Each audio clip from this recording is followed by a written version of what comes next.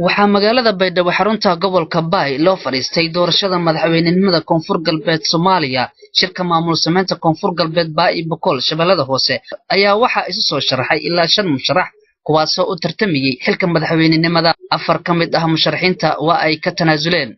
guud ahaan ergooyinka ka soo qayb galay shirka lagu dooranayay madasha fadhisay 396 ergo.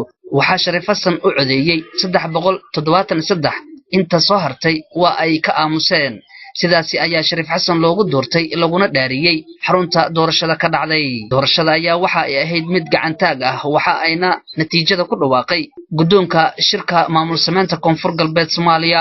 natiijada sida socodka u dhigay ee furay ergada meelaha ka xaadirtay 396 ergada ka xaadirtay roodway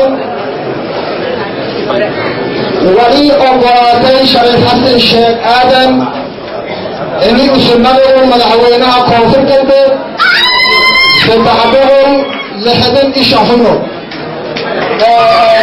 فتحبهم تغرافين تتغنه سيولا عاموسين تمو إشان ديرين سناس دراتيه ولكن كويسين مدحوينها كونفر قلبي شريف حسن الشيخ آدم ugu dambeyntii waxaa goobta hadalkiisa lagu soo gabagabeeyay Shariif Xasan Sheekh Aadan oo noqday madaxweynaha Koonfur Galbeed Soomaaliya xilal kala duwan ka soo qabtay dawladihii Soomaaliya.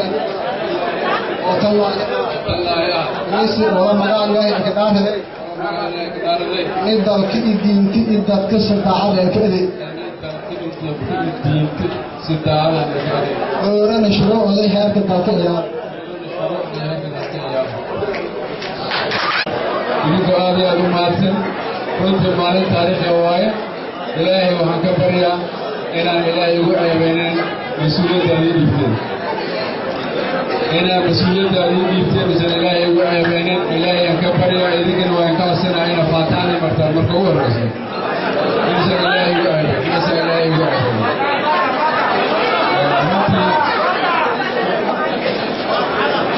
حلوة لسولي بكرا لكن هذه هو حق الله قوانين كلام بيجيبه كنت وآله حرم الله وهاي كبريا إن أنا شرف يا مع عقله ومتى يدورتين التكراسي ودولني ما يكون على كبريا يكون يقول بريسان عبد القادر حسن إييو Somali Channel Baydhabo Channel.